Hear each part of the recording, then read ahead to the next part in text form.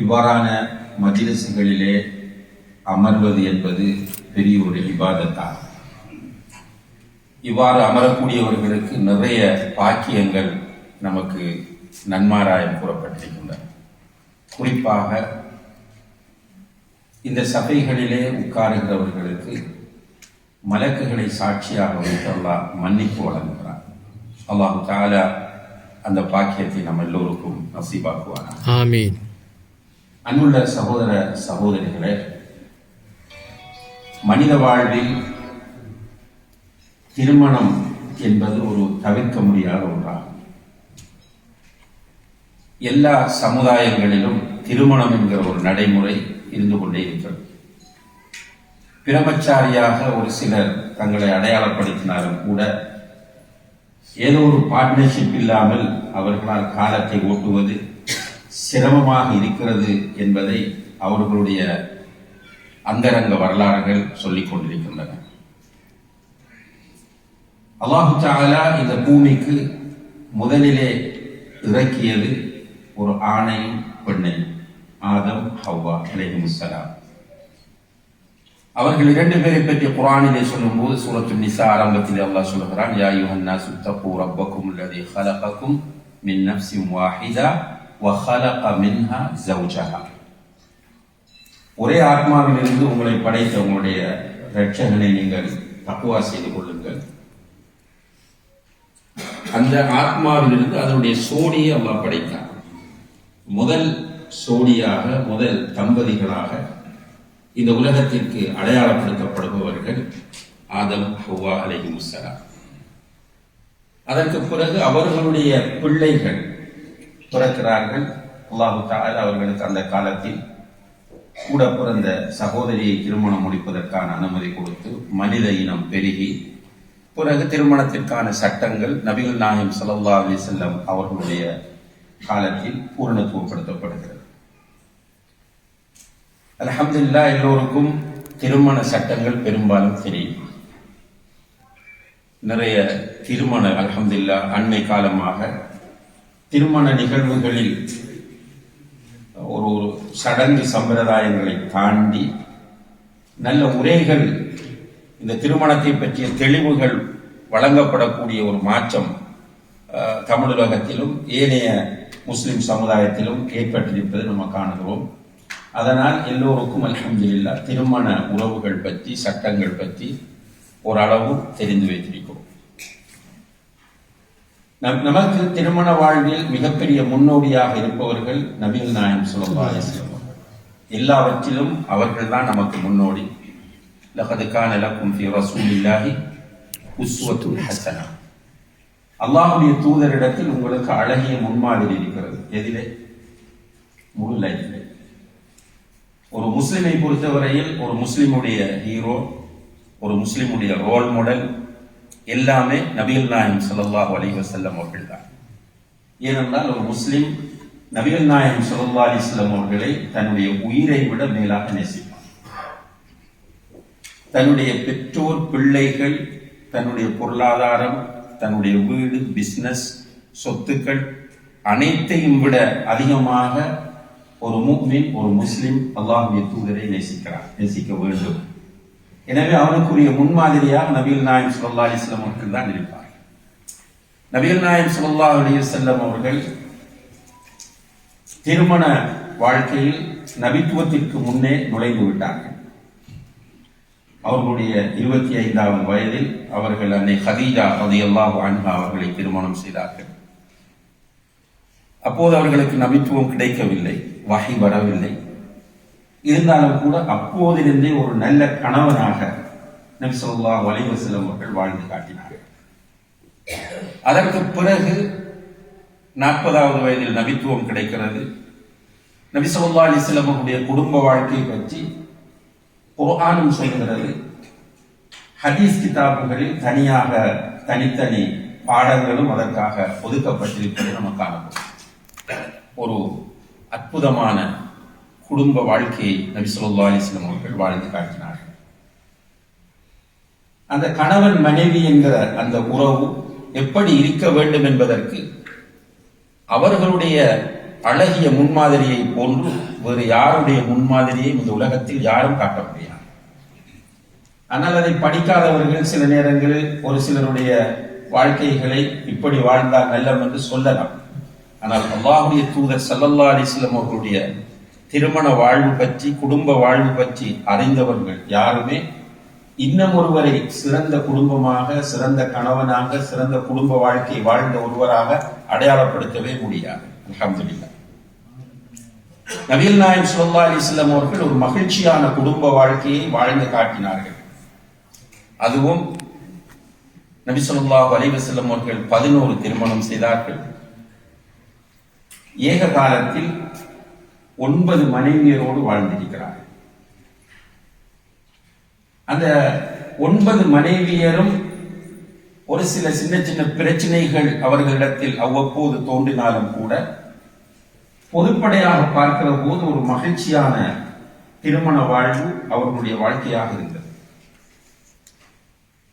மனைவிமாரும் கணவனோடு எப்படி இருக்க வேண்டும் என்பதை புரிந்து, என்றால் அல்லாஹ்வும் அவர்களுக்கு சரியான வழிகாட்டுதலை கொடுத்து சொன்னால், இப்படி நீங்கள் கணவனோடு இருக்க வேண்டும் என்று சொல்லி அவர்களுக்கு வழிகாட்டினார்.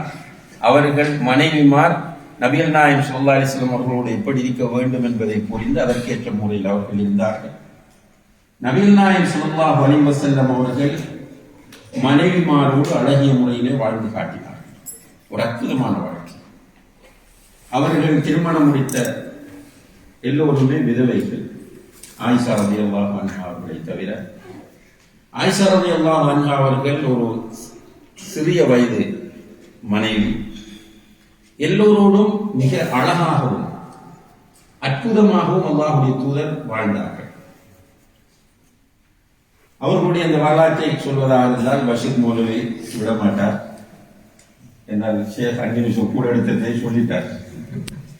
30 நிமிடங்கள் கொடுத்தோம், 5 நிமிடம் அதிகமாக எடுத்து விட்டார். உங்களுக்கு 50 நிமிடங்கள் தான் என்று மிக தெளிவாக சொல்லியிருக்கிறார்கள். ரசூலுல்லாஹி ஸல்லல்லாஹு அலைஹி வஸல்லம் அவர்கள் வாழ்ந்த அந்த வாழ்க்கையை சொல்வதாக பல மணி நேரங்கள் பேசுவார். குடும்ப வாழ்க்கை ஒரு அற்புதமான வாழ்க்கை. இப்ப நம்ம இடத்துல, நம்ம வாழக்கூடிய காலத்துல பிரச்சனை வருகிறது, உடனே கணவன் என்ன கேட்பார் தெரியுமா?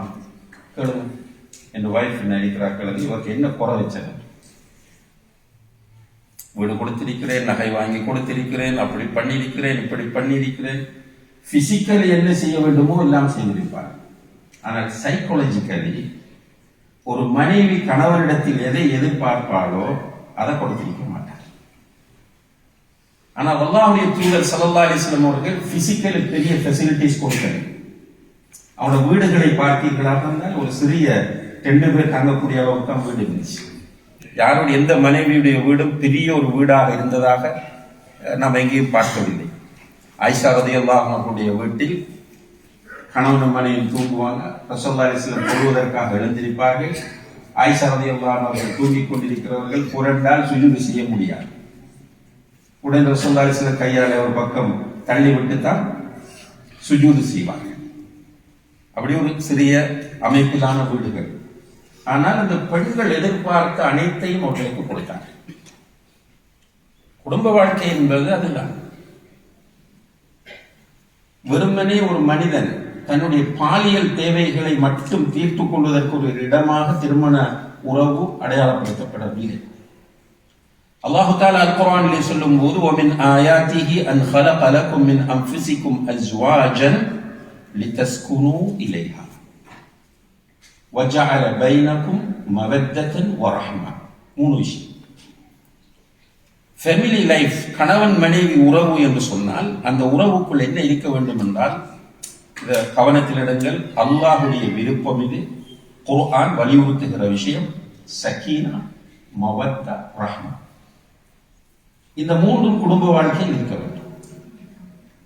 கணவன் மனைவி உறவில் இந்த 3 இருக்க வேண்டும். முதலாவது என்ன? சக்கீனா. இரண்டாவது மஹப்பா, மவத்தா. மூன்றாவது ரஹ்மா. இந்த 3ம் 2 பேர்கிட்ட இருக்க வேண்டும். அந்த குடும்பத்திற்குள் சக்கீனத் இருக்க வேண்டும். சக்கீனத் என்றால் என்ன? நிம்மதி, அமைதி என்பது. குடும்பத்தில் நிம்மதியும் அமைதியும் இருக்க வேண்டும். அடுத்தது மவத்தா, பரஸ்பர அன்பு. ரெண்டு பேரும் அன்பு காட்டக்கூடியவர்களாக இருக்க வேண்டும். அதனால ரசூலுல்லாஹி அலைஹி வஸல்லம் அவர்கள் சொன்னார்கள், தஸவ்வஜு அல் வதூத் அல் வலூத். அன்பு காட்டக்கூடிய பெண்களை நீங்கள் திருமணம் முடியுங்கள் என்றார். அன்பு காட்டக்கூடிய பெண்ணை யாரை தேடுவார்? கேள்வி புரிஞ்ச தெரியல.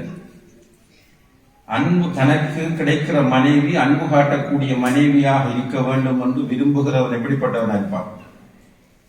அன்புள்ளவனாக, சாஃப்ட் நேச்சர் உள்ளவன், அன்பாக வாழ வேண்டும் என்று ஆசைப்படுகிறவன் தான் அன்புள்ள மனைவி எதிர்பார்ப்பான். அப்ப அந்த மவத்தா, வதூத், மவத்தா எல்லாம் ஒன்றுதான்.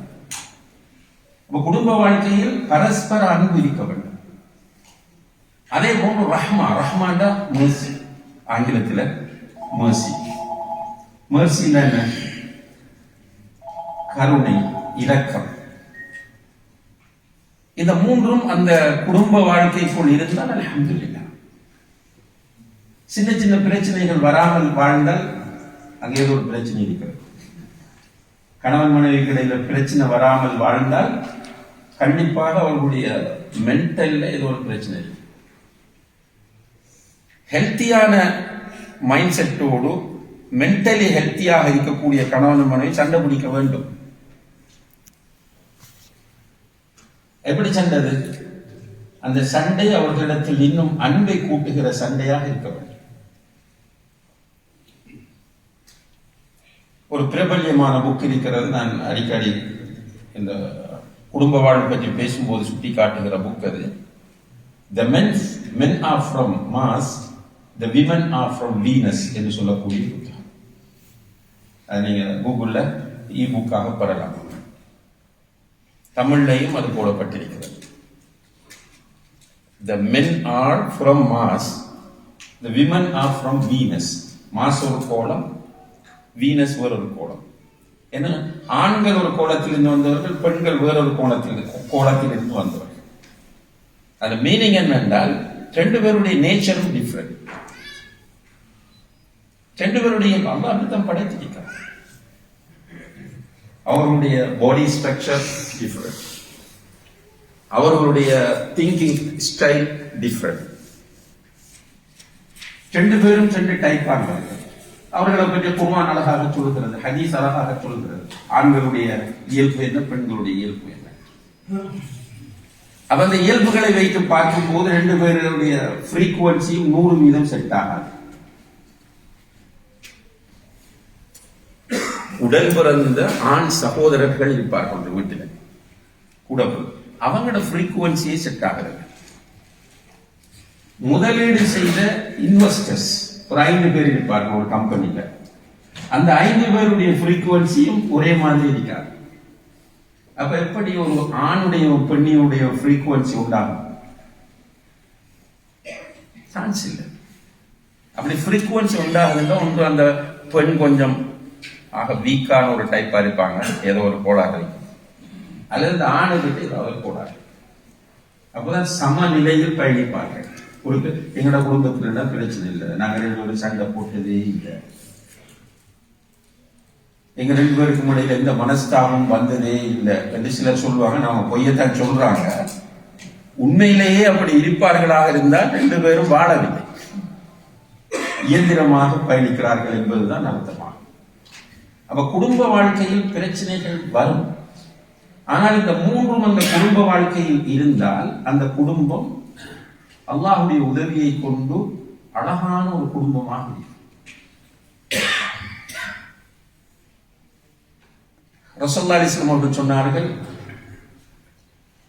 மன் அஸ்பஹ மின்கும் ஆமினன் ஃபீ சிர்பிஹி முஆஃபா ஃபீ ஜஸதிஹி وعنده قوت يومه كأنما حيزت له الدنيا بحذافيرها.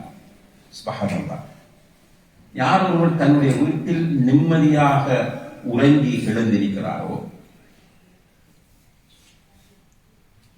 அதே போல ஹெல்த்தியாக ஆரோக்கியமாக உறங்கி எழுந்திருக்கிறாரோ, யாருடைய வீட்டில் அன்றைய சாப்பாட்டுக்கு தேவையான உணவு இருக்கிறதோ அவர் இந்த உலகம் முழுவதையும் மொத்தமாக கொடுக்கப்பட்டவர் போலாவார் என்றார்கள். சிம்பிளா எடுக்காருங்க. இந்த செய்தி வஹீயோடு சம்பந்தப்பட்ட ஒரு செய்தி. காலையில் எழுந்திருக்கும் போது மென்டலி ஹெல்த்தியாக எழுதுவது, இரண்டாவது பிசிக்கலி ஹெல்த்தியாக எழுந்திருப்பது, மூன்றாவது அன்றைக்கு தேவையான பொருளாதாரம் நம்முடைய வீட்டில் இருப்பது. இருந்தா அந்த மனிதனை போல ஒரு பிளஸ்ஸிங் உள்ள மனிதன், அந்த மனிதனை போல ஒரு பாக்கியசாலி இந்த உலகத்தில் வேறு யாரும் இருக்க முடியாது என்று நபி ஸல்லல்லாஹு அலைஹி வஸல்லம் அவர்கள் இந்த ஹதீஸ்ல சொல்றாங்க. அப்ப அந்த ஆமினன் ஃபீ சிர்பிஹி, வீட்டில் அமைதியாக காலை அடைவது, இதற்கு என்ன தேவை என்று கேட்டால் நல்ல கணவன் மனைவி தேவை. வீட்டில் நல்ல கணவன் நைட் தூங்கும் போது மாஷா அல்லாஹ் தபாரக்கல்லாஹ் ரெண்டு பேரும் நல்ல விஷயங்களை டிஸ்கஸ் பண்ணி அன்பை பகிர்ந்து அவர்கள் உறங்குவார்கள். காலையில் எழுந்திருக்கும் போது ரெண்டு பேரும் மென்டலி மாஷா அல்லாஹ் வெரி ஹெல்த்தியாக இருப்பார்கள். சந்தோஷத்தோடு காலை எழுந்திருப்பார்கள். ரெண்டு பேரும் நல்ல அண்டர்ஸ்டாண்டிங்கான ஹஸ்பண்ட் அண்ட் ஒய்ஃப். ரசூல் ஸல்லல்லாஹு அலைஹி வஸல்லம் அவர்களுடைய வீட்டில் இதை நாம் 100% காண முடிந்தது. மனைவிமார் 100% அவர்களுடைய உரிமைகளை ரசூலுல்லாஹி அலைஹி வஸல்லம் அவர்களுக்கு கொடுத்தார்கள். ரசூல் ஸல்லல்லாஹு அலைஹி வஸல்லம் அவர்களும் 100% இந்த பெண்களை விரும்புவார்கள் என்பதை புரிந்து அவர்களுக்கு தேவையானதை கொடுத்தார்கள்.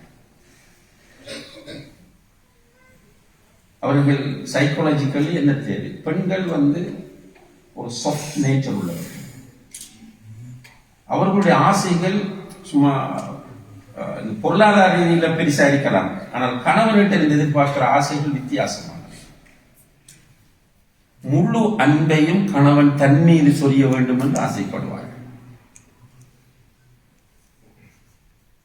முழு அன்பையும் கணவன் தனக்கே தர வேண்டும். அவர் தாய்க்கு கொடுத்தா கூட அதை ஜீரணிக்கல பெண்கள். அதனாலதான் ரசூலுல்லாஹி அலைஹி வஸல்லம் அவர்களுக்கு மிக பிடித்த மனைவியாக கதீஜா ரலியல்லாஹு அன்ஹா. எப்பவுமே திரும்ப திரும்ப கதீஜா கதீஜான்னு பேசிட்டே இருப்பாங்க. வார்த்தைக்கு வார்த்தை மனைவிமாரை பத்தி பேச வந்தால் கதீஜான்ற பேர் வராம போகாது. என்னால் கதீஜா அப்படி சப்போர்ட் கொடுத்தாங்க. லைஃப்ல மிக இக்கட்டான நேரத்தில் அவங்களுக்கு பக்கபலமாக இருந்தவர்கள் கதீஜா. அப்ப அடிக்கடி கதீஜா கதீஜான்றது ஆயிஷா நாய்க்கு கொஞ்சம் ரோஷத்தை உண்டாக்கத்தான் சொல்றாங்க. ஆயிஷாவே சொல்றாங்க, எந்த அளவுக்கு ரசூலுல்லாஹ் கதீஜான்னு எனக்கு ரோஷம் வரும் அவங்களோட பேரை கேட்கும்போது. அப்ப ரசூலுல்லாஹி அலைஹி வஸல்லம் அவர்கள் ஒரு பெண் விரும்பக்கூடிய அந்த அன்பை பெண்ணுக்கு கொடுத்தார். ஆயிஷா நாயியோடு பழகும் போது ஆயிஷா என்று அழைப்பது மிக அரிது. செல்ல பேர் வைத்து தான் கூப்பிடுவாங்க. ஆயிஷ் அப்படித்தான் கூப்பிடுவாங்க. அதே போல பெண்களை பொறுத்தவரையில் பெண்களை எல்லாத்தையும் கவனிக்கணும். சும்மா வீட்டில் உங்களோட மகள் ஒரு ஸ்வீட் செஞ்சு தர அல்லது ஒரு டீ போட்டு தர, சின்ன பிள்ளை ஒரு 10 வயசு 12, நீங்க சும்மா குடிச்சிட்டு போகக்கூடாது. அந்த டீயை சாப்பிட்டுட்டு மாஷா அல்லாஹ் தபாரக்கல்லாஹ் வண்டர்ஃபுல் டிலிஷியஸ் மாஷா அல்லாஹ் எங்க மகள் படிச்சீங்க, இதை எப்போ ஊத்த பழகு, இப்படி சும்மா சொல்லி பாருங்க.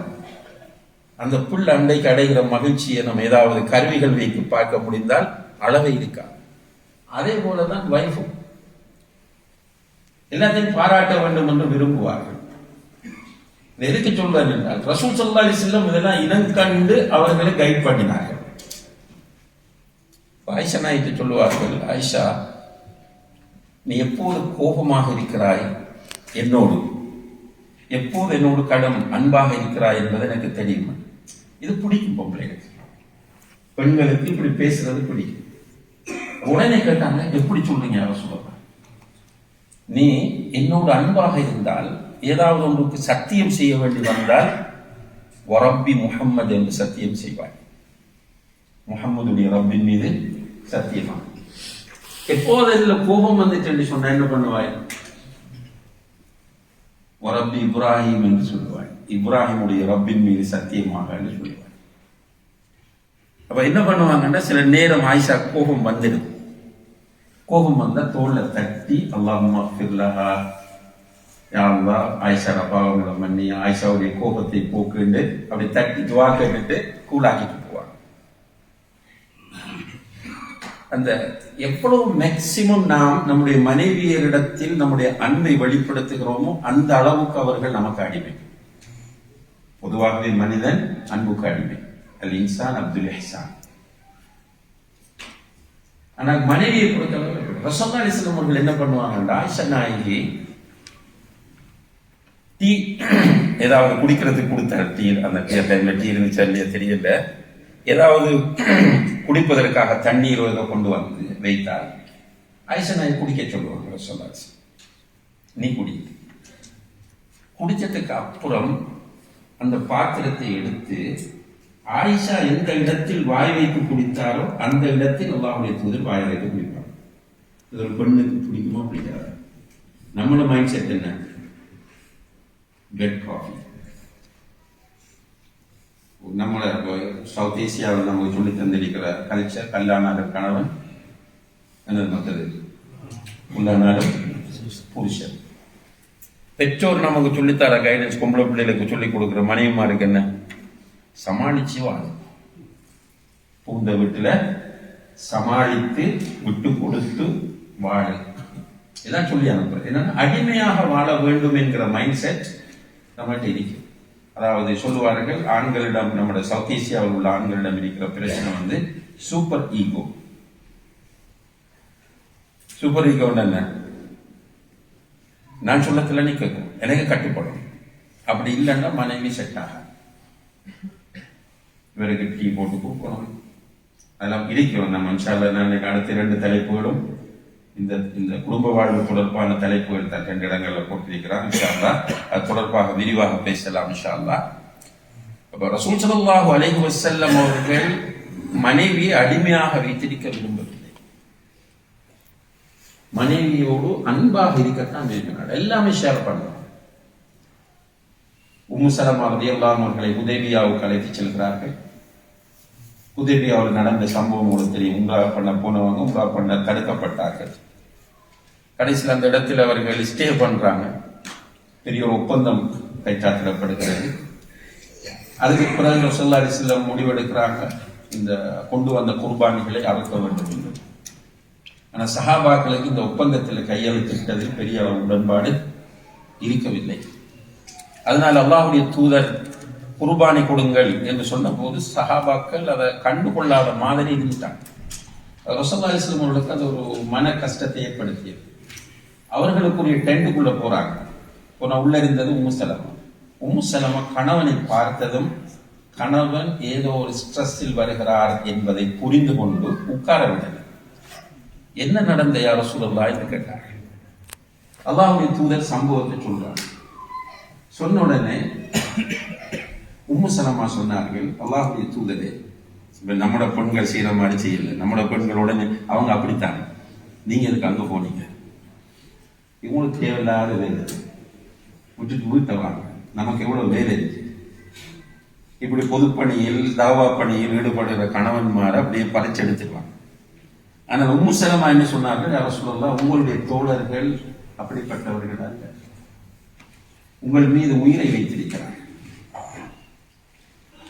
ஏதோ ஒரு சிச்சுவேஷன் அது, நீங்கள் வெளியே போங்க, வெளியே போய் முதலில் உங்களுடைய தலை முடியை மடித்து நீங்கள் கொண்டு வந்திருக்கிற குர்பானியை உங்களுடைய கையால் அறங்கள், என்ன நடக்கிறது என்று பாருங்க.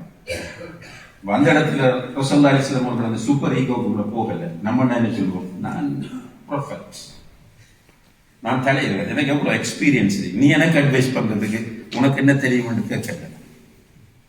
ரசூலுல்லாஹி அலைஹி வஸல்லம் மனைவி சொன்னதை கேட்டுட்டு வெளியே போனாங்க. முடியை மடித்தார்கள், குர்பானியை கொடுத்தார்கள்.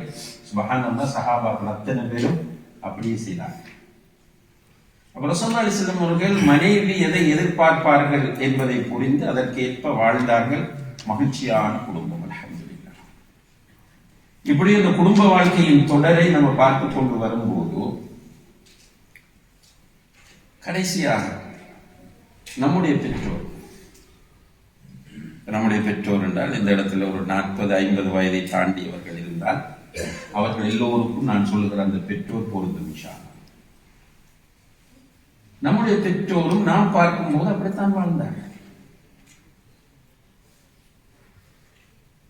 அவர்களால் அவர்களுடைய அந்த மனைவி பணம் விட்டுக் கொடுக்க மாட்டார்கள். மிக பாசமாக, மிக இரக்கமாக, மிக அன்பாக வாழ்ந்து கொண்டிருந்தார்கள். விவாகரத்தினுடைய அந்த ரேஷியோ வீதம் மிக மிக கம்மியாக தான் இருந்துச்சு. இலகுல விவாகரத்து நடக்காது. சின்ன சின்ன பிரச்சனைகள் வந்தாலும் அவர்களை சிம்பிளாக தீர்த்துக் கொள்வார்கள்.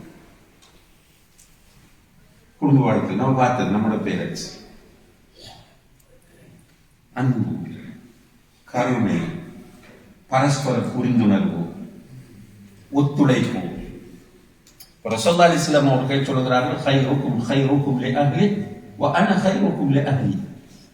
உங்களில் நல்லவர் சிறந்தவர் யாரு? உங்களுடைய வைஃப்ஸோடு மனைவிமாரோடு நல்ல முறையில் இருப்பவர். நானும் என்னுடைய மனைவியோடு நல்ல முறையில் நடந்து கொள்கிறேன் என்று சொன்னார். நல்ல முறையில் எப்படி நடப்பாங்க? கிச்சன்ல போய் ஹெல்ப் பண்ணுவாங்க, ஆட்டுல பால் கறந்து கொடுப்பாங்க. யார் இருப்பாங்க? யாரு? கொஞ்சம் நம்ம அந்த கற்பனை பண்ணி பார்க்கணும், முடியும் நம்மளால் இமேஜின் பண்ண. உலகத்திலேயே மிகப்பெரிய தலைவராக வந்தவர்கள், இறுதி தூதராக வந்தவர்கள், அவர்களுக்கு பின்னால் ஒரு பெரிய படையை இருக்கிறது. விரலை செய்தால் எதுவும் செய்கிறது. கெஞ்சி கேட்டுக்கொண்டு தெரியுறாங்க, யார சொல்ல என்ன பண்ணணும். ஆனால் அல்லாஹ்வுடைய தூதர் வீட்டுக்குள்ள போனா எப்படி? வீட்டுல மனைவிக்கு கிச்சன்ல ஹெல்ப் பண்ணுவாங்க. அவங்களோட ஆடை கிழிந்து விட்டால் அவர்களை தைத்துக் கொள்வார்கள். இதை எதுக்கு ஆயிஷா சொல்றாங்க? இது ஒரு ஸ்பெஷல் விஷயம். எல்லா கணவன்மாரும் அப்படி இருக்கல. அந்த காலத்துல இவங்களோட ஆடை கிழிந்தால் அவர்களை தைத்துக் கொள்வார்கள், ஆட்டில் பால் கறந்து கொடுப்பார்கள், செருப்பை தைத்து போட்டுக் கொள்வார்கள், துணியை துவைப்பார்கள், வீட்டுல மனைவிக்கு ஹெல்ப் பண்ணினார்கள். இதை நம்முடைய பெற்றோரிடத்தில் நம்ம கண்டோம். தெளிவாக பார்க்க நம்முடைய பெற்றோர், நம்முடைய அதாவது நம்முடைய தந்தைகள் தாய்மாருக்கு ஹெல்ப் பண்ணார்கள். தாய்மார்கள் தந்தைகளோடு சுப்ஹானல்லாஹ் அவர்கள் வாழ்ந்த முறை அற்புதமானது. பெரிய பொருளாதாரம் இருக்கவில்லை, வசதிகள் இருக்கவில்லை. ஸ்ரீலங்காவோ தமிழ்நாடோ நம்ம பார்த்தோம்னா இந்த மின்சாரம் எல்லாம் வந்தது ஒரு 80க்கு பிறகு. முதல்ல எல்லா ஊர்லயும் எலக்ட்ரிசிட்டி கிடையாது, பெரிய டிரான்ஸ்போர்ட் எல்லாம் கிடையாது. இது என்னது சைக்கிள்ல போவார்கள், மாட்டு வண்டி இருந்தது, இந்த அந்த எண்ணெயில எரிக்கப்படக்கூடிய விளக்குகள் இருந்தன. அப்படியான லைஃப். ஆனால் சுப்ஹானல்லாஹ் வீட்டில் பரக்கத், வீட்டில் நிம்மதி, சந்தோஷம் இருந்தது. இப்போ நம்ம வாழுகிற இந்த காலம் டிஜிட்டல் கம்யூனிகேஷன் காலம். சமூக ஊடகங்களின் வளர்ச்சி உச்சகட்டத்தை அடைந்த ஒரு காலத்தில் நாம் வாழ்ந்து கொண்டிருக்கிறோம். சமூக ஊடகங்கள் என்று வரும்போது நீங்க சும்மா கூகுள் பண்ணி பாருங்க. ஃபேஸ்புக் டாப்ல இருக்கு. கிட்டத்தட்ட 2 பில்லியனுக்கு மேற்பட்ட சப்ஸ்கிரைபர்ஸ். யூடியூப் 2 பில்லியனுக்கு மேற்பட்ட சப்ஸ்கிரைபர்ஸ். அதுபோல வாட்ஸ்அப், இன்ஸ்டாகிராம், டிக்டாக். குறைஞ்சது ஒருவர் ஒரு 4-5 இந்த சோசியல் மீடியாக்களை பயன்படுத்தக்கூடிய ஒரு சூழல் எல்லோரிடம் இருக்கிறது. இங்க கேட்கிறத பொறுத்தவரை ஊர்ல போய் கேட்ட கிராமம் ஒன்றுக்குள்ள நம்ம பூந்து போய் இப்படி மக்கள் எல்லாரையும் கூப்பிட்டு, விவசாயிகள், மீனவர்கள், கூலி தொழில் செய்யக்கூடியவர்கள், சின்ன சின்ன பெட்டி கடை வைத்திருப்பவர்கள் எல்லாரையும் கூப்பிட்டு, இதுல ஸ்மார்ட் போன் இல்லாதவர்கள் யாராவது இருந்தா சொல்லுங்கன்னா யாரும் இருக்கணும். எல்லாத்தையும் ஸ்மார்ட் போன், எல்லார்கிட்டையும் வாட்ஸ்அப், பெரும்பாலும் எல்லோரும் ஃபேஸ்புக். இப்ப இந்த ஜெனரேஷன் இப்போ 1997 பிறந்து 7லிருந்து 1997லிருந்து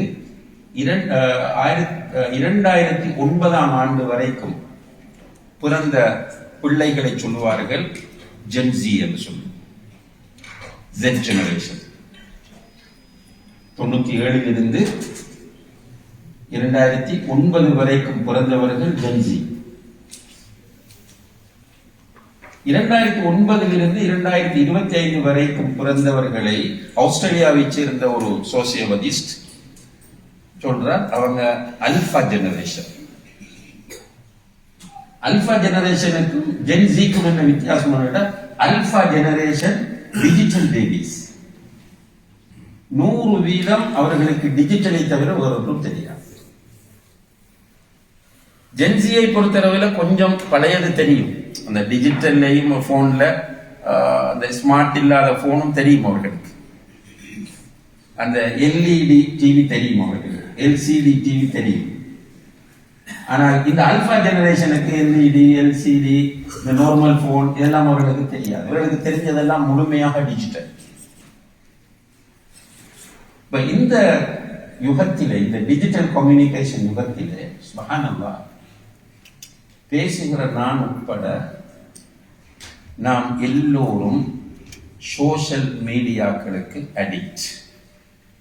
அடிமைகளாக இருக்கிறோம். ஏற்றுக்கொள்ளுங்களா? சோஷியல் மீடியாவுக்கு அடிமை என்பதற்கு என்ன ஆதாரம்? ஷேக் ஜெயசார் பேசும்போது சொன்னார், தொழுது முடிஞ்ச உடனே அப்படி போன் கூட்டிட்டே போயிடும் வெளியே. சலாம் கொடுத்த உடனே போனை பார்க்கறது அப்படியே கூட்டிட்டு போகும். உண்மையாகவே அப்படி நம்ம ஒரு சர்ஜனாக இருந்தா பரவாயில்லை, சர்ஜன் செய்ய வேண்டிய தேவைக்கும், அல்லது ஒரு பாதுகாப்பு துறையில் உள்ள ஒருவராக இருந்தால் பரவாயில்லை, நம்ம ரிலாக்ஸா பார்த்து ரிலாக்ஸா ரிப்ளை பண்ணலாம். இருந்தாலும் அவசரம். எல்லாரும் டிஜிட்டலுக்குள்ள அடிமைகளாகி விட்டோம். இந்த டிஜிட்டலுக்குள் நாம் அடிமையாகியதன் விளைவு என்ன? நம்முடைய உறவுகள் தூரமாகிவிட்டன. இயந்திர கணவன் மனைவி, ரோபோட். நேச்சுரல் மனிதன் தான், ஆனால் நம்முடைய ஆக்டிவிட்டிஸை பார்க்கும்போது அது இயந்திரமயமாக்கப்பட்ட ஒரு நிலையில் இருப்பதை பார்க்கிறோம். இதனுடைய விளைவு விவாகரத்தின் வீதங்கள் கூடிக்கொண்டு போகும். ஒரு என்னது சும்மா ஒரு கிளாஸ் மாதிரி இதை செய்யறதாக இருந்தால் ஒரு 3-4 hours நீங்க எனக்கு தந்தால் நம்ம எவ்வளவு மன அழுத்தத்தோடு இருக்கிறோம் என்பதை நான் இந்த இடத்துல ப்ரூவ் பண்ணி காட்டுறேன். குடும்ப வாழ்க்கை விஷயத்தில் நம்மில் 90% ஸ்ட்ரெஸ்ல தான் பார்க்கணும். ஆளுக்கால் நினைக்கிறோம், மாஷா அல்லாஹ் அவர்கள் நல்ல சந்தோஷமா இருக்கிறார், அவருக்கு தான் தெரியும் அவருடைய பிரச்சனையும் என்ன தெரியும். நிம்மதி இல்லை.